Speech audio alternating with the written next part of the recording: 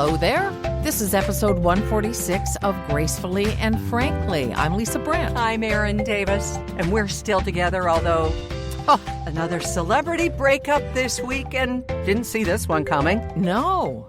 And yet, Keith Urban and Nicole Kidman have been living apart since June. Nobody told us. I know. It's not like he reached out and asked for a place to stay. He bought another place in Nashville. Erin, I think we're going to find out he's got somebody new. Oh, I don't want to think that. It's just my gut feeling. I'm just saying, I'm putting it out there. I think that's why she couldn't save the marriage, because she's put it out there through her people that she did not want to break up. And he seemed adamant. I think that's what we're going to find out. They're no Tom and Rita, but still, nobody thought they were going to split. Oh, Tom Hanks and Rita Wilson. Mm-hmm. Yeah. Well, I'll tell you my first reaction, because nobody really knows what goes on in anybody's marriage, sometimes including our own. Of course not. It's just that I hope his sobriety is safe. Yes. And that's something that they've been very open about. And there will be people who say, none of my business, none whatsoever. And it's true, it isn't until they make it your business by not just being out in public, but speaking publicly about it. Who am I to say whatever? But my spidey senses are just telling me what's going on. And frankly, I really don't care. But we're going to see it everywhere for months and months and months. So what are you going to do, right? And and most of it won't be true. That's right. And I'm not going on social media and saying, well, I think that, I'm just doing it here on the podcast. Yeah.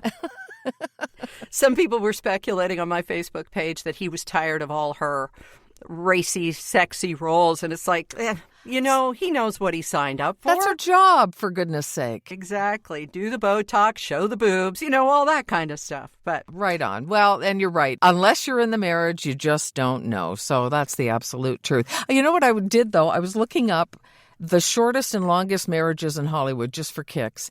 And one of the longest, Bob Hope and Dolores Hope. Oh, yeah, but he was screwing around all the time, too, though, right? I know, but they stayed married.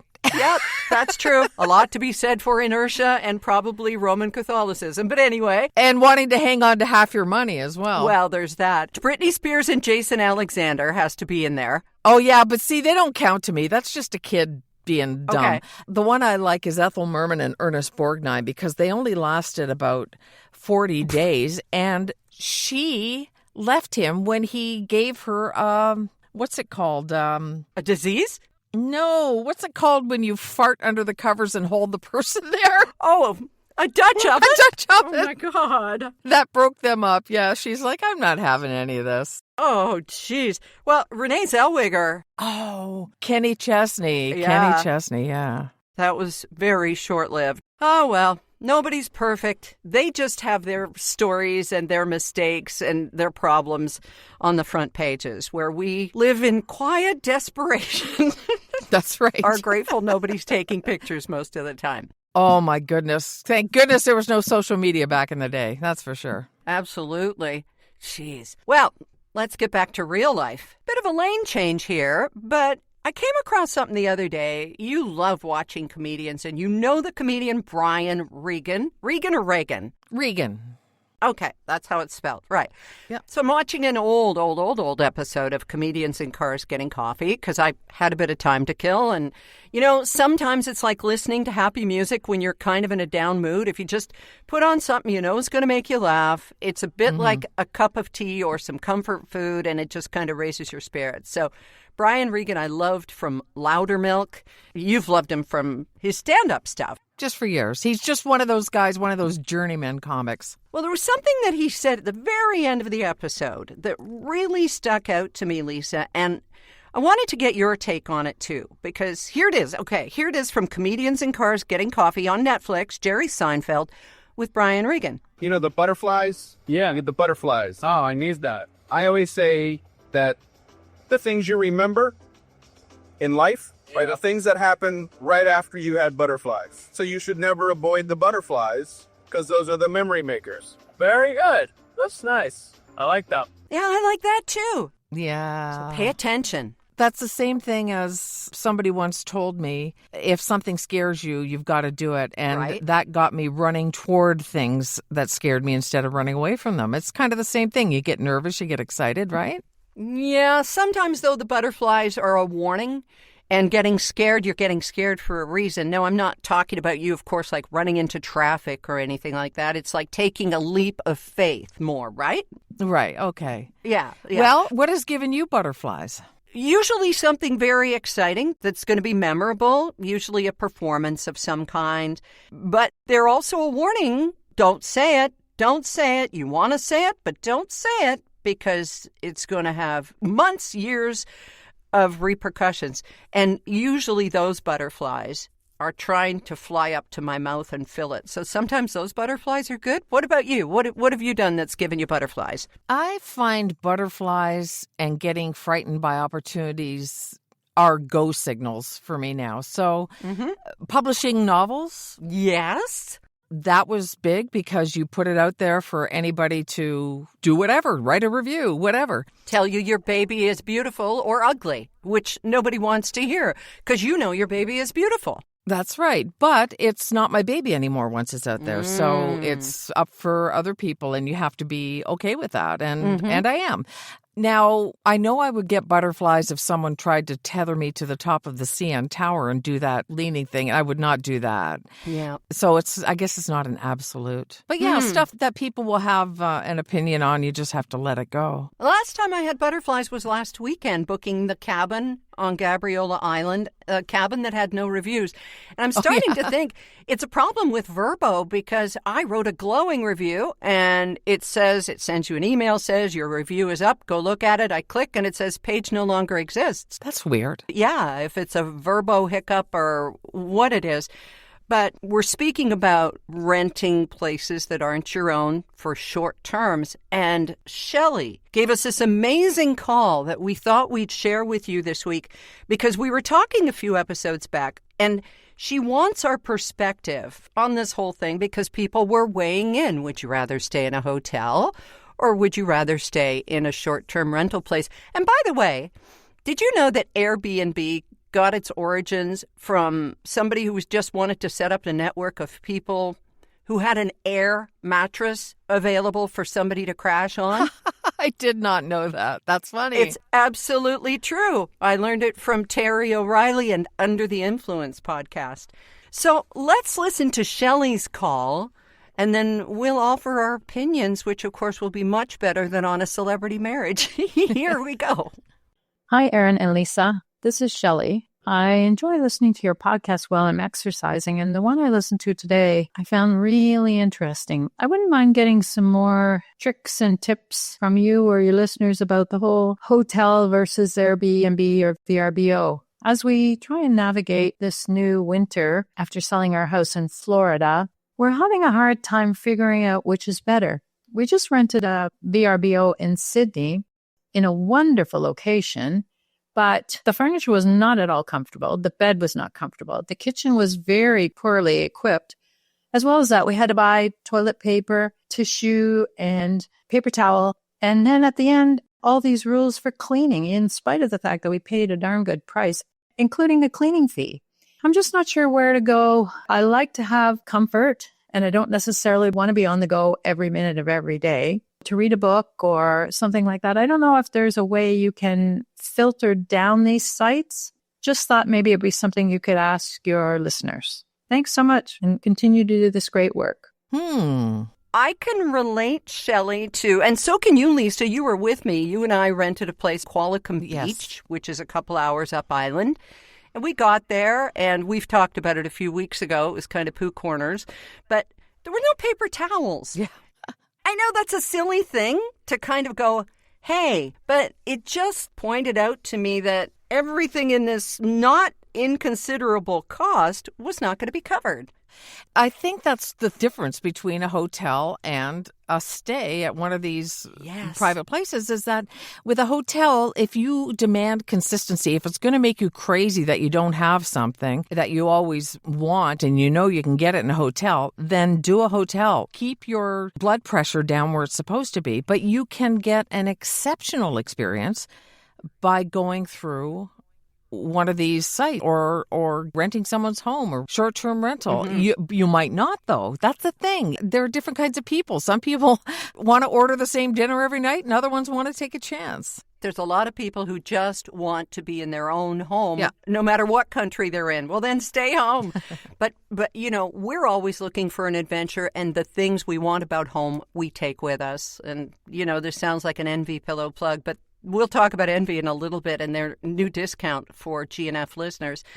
But what we found with this little cabin on Gabriola Island, Lisa, I posted pictures to the GNF Facebook site with my blog on Monday, and the tray of goodies. Yes. They must have spent like $80 to $100. Bacon, eggs, brie, Baby Bell, vache qui rit, the Laughing Cow cheese, pita chips, potato chips, hella good dip, apples, Nanaimo bars, tarts, bread, butter. It boggled my mind, and I ended up writing to them at the end because what we paid was $150 a night, which is cheap to me. But of course, you triple that. It's $450, and then Vrbo makes you pay $900. Isn't that awful?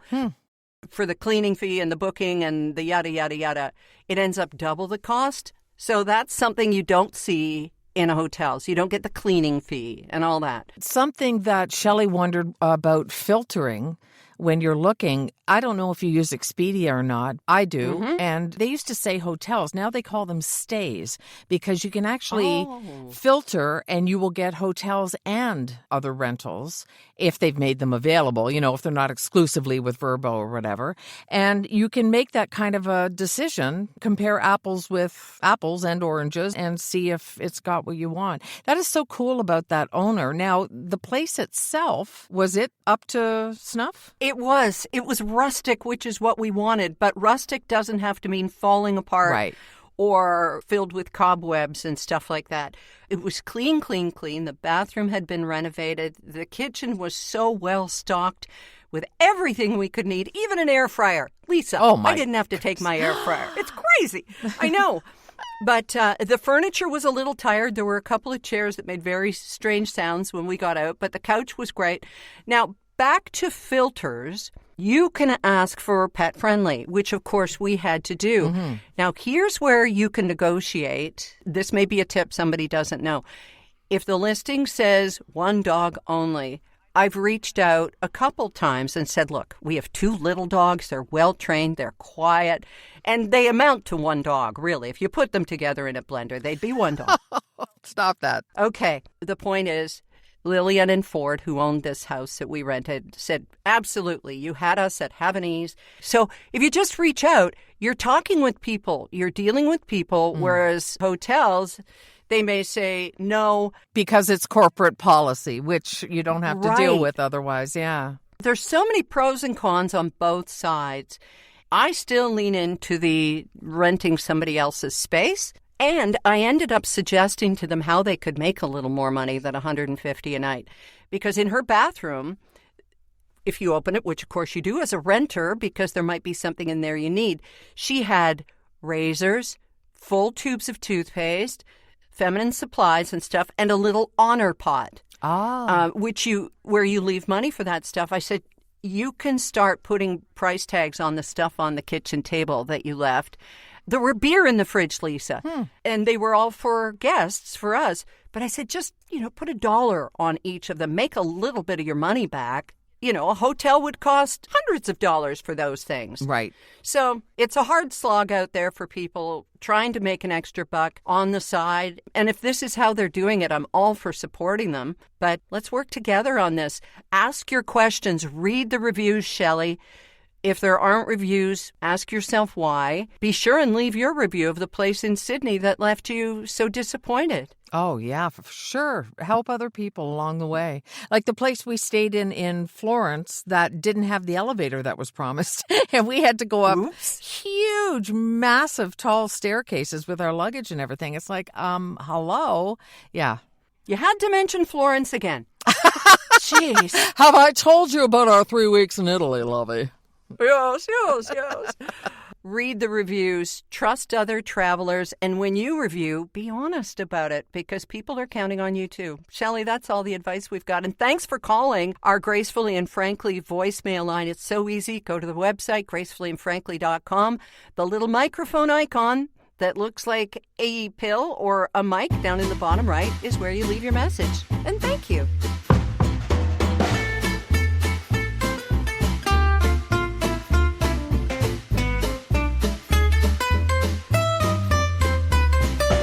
It doesn't matter if you go to a hotel or to private rental. Or a yurt.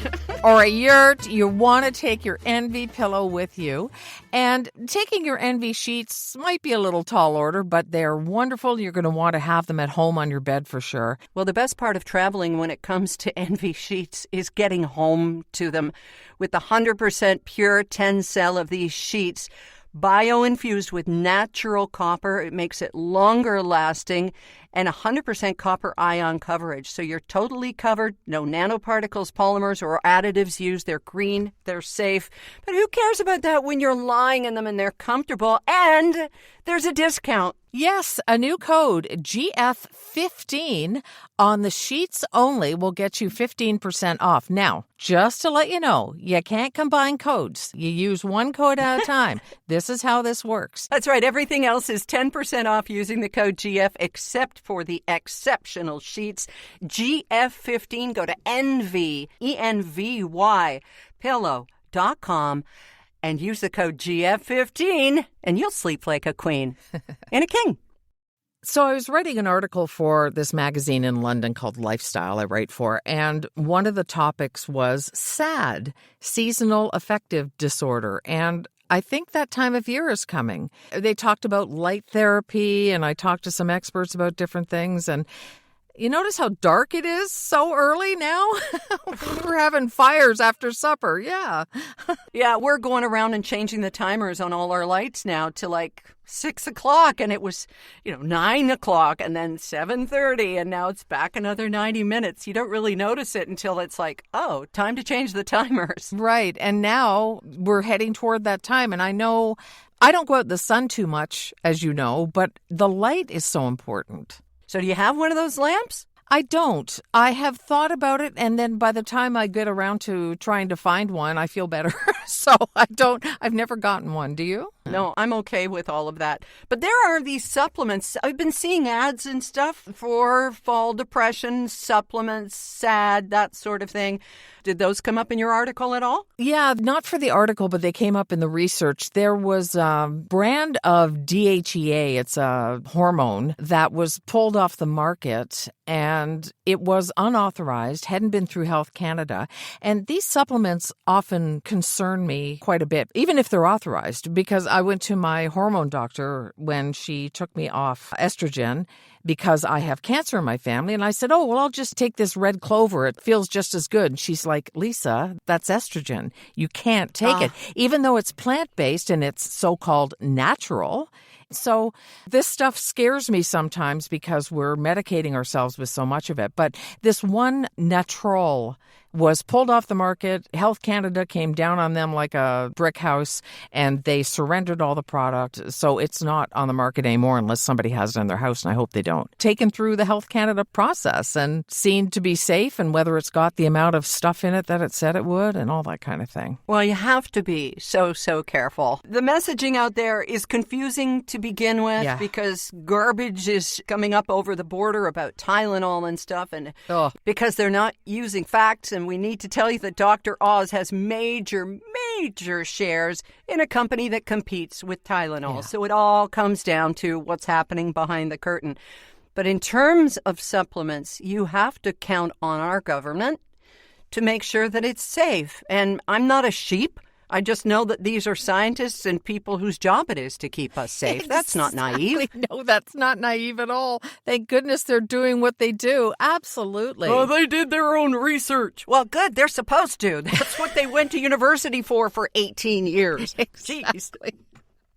And they're much stricter than in the U.S., too, which is also, I love that. I love that. That's a reason, too, that SierraSil is a supplement that you can trust because it has been through vigorous testing. In fact, they even do extra testing that the government doesn't demand in order to be able to fulfill their promise that you will feel relief in your joint pain within 14 days or your money back. You can take our word for it. You can take their word for it, or you can listen to your knees. Although if you can get your knees up to your ears, I'm going to say you don't need it. That's right. But anyhow, Oh my goodness. good for you. Aren't you popular? That's why I wear socks that match my earrings, Lisa. That's an old joke. Okay. Go to sierrasil.com and find out more about their code for a big discount, too. You can trust them. Read the small print. Oh, the code is GF, and you get 14% off. I'd never heard the earring socks thing, Erin. That's brand new to me. Happy birthday to you. Happy birthday to you.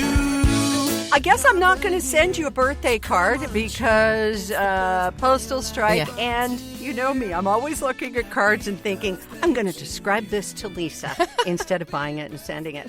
But you know what? I will bring you a birthday card. Your birthday is next Wednesday, and we're going to see each other a few days afterwards. So if you'll hold on, you will get email. Erin mail in person. Wow. I will hand it to you. I'm looking forward to that. There'll be a little belated bag on your bed when you get here as well. Oh, thank you. But Shirley bought us coffees. One was specifically to celebrate your birthday. She bought 5, one for your birthday, one to celebrate Jimmy Kimmel's return, one to thank us both for a great podcast week after week, one to celebrate living in the greatest country ever. Yes. And one to celebrate freedom of speech. So there you go. Thank you, Shirley. Thanks to Mally for the birthday coffees, too. That's just wonderful. And I did have birthday coffee. The power went out at the cabin we were renting, and boy, howdy, I learned how to make coffee on the barbecue, boiling water, French press. Yep, wilderness woman made her own damn birthday coffee because that's who we are. I picture you in an Empire Waist floral dress and a bonnet. Is that how you were dressed? No? No, it was this nightshirt I have on that my sister got me. It said, "It's not easy being the best wife ever, but here I am nailing it." So that's what I had on. You can buy us a coffee if you feel so inclined at gracefullyandfrankly.com. There's a little coffee on the bottom left, and you click it and go from there. We truly appreciate it. And let's face it, coffee is life, and life is coffee, and cheese and popcorn are in there somewhere, but coffee first. Hey, is it time for This Week in Totally Stupid or Twits?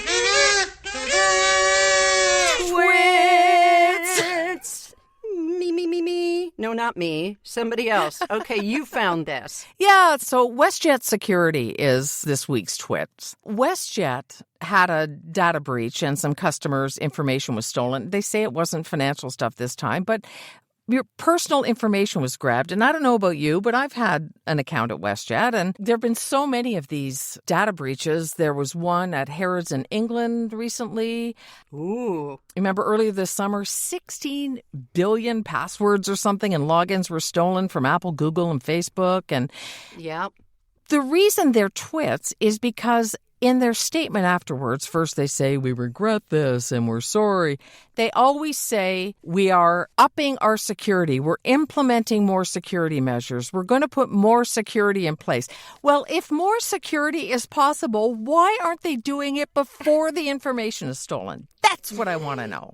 That's a good question. Well, you know, we could do that to protect things here at Harrods, but since no one has quite figured out how to get into the safe, let's just leave it just a bit ajar in case they don't find it. It's crazy. It is. It's crazy to me that everybody, when it comes to scams, when it comes to security, we're always one step behind the people who are doing it, right? But if more security measures exist, I say, if you're running a big company, put them in place now. Get the best security allowed by law and keep our stuff safe. Hey, if you have suggestions for twits, and they're not us, you can leave those on our voicemail. So here we are, October, and it's been a while since we had the Jays playing in October, right? Since 2015. Yay! Well, are we making a baseball fan of you these days, Lisa? I know the Jays aren't playing right now, but they will be soon as we made it division champions. Yes, first time since 2015. I like to see games in person. I don't like to watch it on TV. But yeah, now I have to follow them, right? For the news stuff that I'm doing. Yes, I don't have a choice. So, no, I'm really happy for the diehard fans like you guys. It's great news. Oh, even for the bandwagon jumpers. I mean, if you see a chance, take it, right? Anything you can be happy about, and to watch a bunch of winners and to see George Springer taking his tarp off. You ever thought of referring to your shirt as a tarp, Lisa? Because... Never. I've never heard that, but that's what they call it. You know, whenever the guys come out without their shirts on, oh, he's got the tarp off. I think that that's hilarious. So I hearken back to years gone by to when the Jays first won and were going for their first World Series is back in the early 90s. And you may recall that me and our band, Rob was the bass player, our band Generations, there were 10 of us. We recorded some songs for Sony that were fundraisers for, I think, Variety Village, and they were all Blue Jays songs. I don't remember, but I wasn't working with you then. No, well, you might have seen them in the remainder bin at Becker's when they still exist. No. No, we did 3 of them, 3 songs, different people from different radio stations. They all did these songs and stuff, but we wrote ours. I did all the lyrics. We did all the orchestration. We recorded our own instruments. And it was really, really a big deal. And one of the best memories of my life was being in a grocery store and hearing one of the Blue Jays songs coming over the speakers in the grocery store. Aww. It was my... that thing you do moment, right? Right, when you hear your single on the radio. Oh, that's so cool. Yeah. Yeah, so we're going to let you go, and you can listen to this or not. It's cut down, way cut down. It's just little tiny bits of Blue Jays Be Good, of Johnny Be Good. Blue Jays are #1 from Warm California Sun. And I'm a Jays fan from I'm a Soul Man. We had to get permission from all of the songwriters to rework their lyrics, and we did. And so we'll let you listen to it a little tiny bit as we say goodbye. Yes, and stay for it. It's worth it. Absolutely. Yeah, we'll talk to you next week, and we'll see you in not too long. Yeah, happy birthday next Wednesday, Miss Libra. All right, thank you. Okay, bye.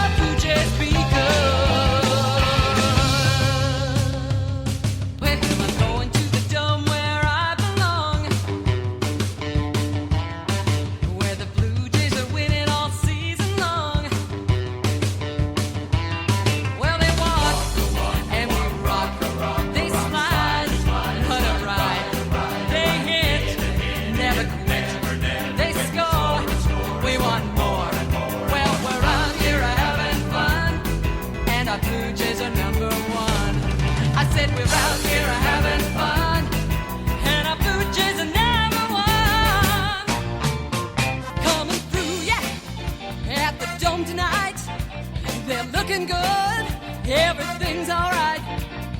Extra innings, and I'm gonna say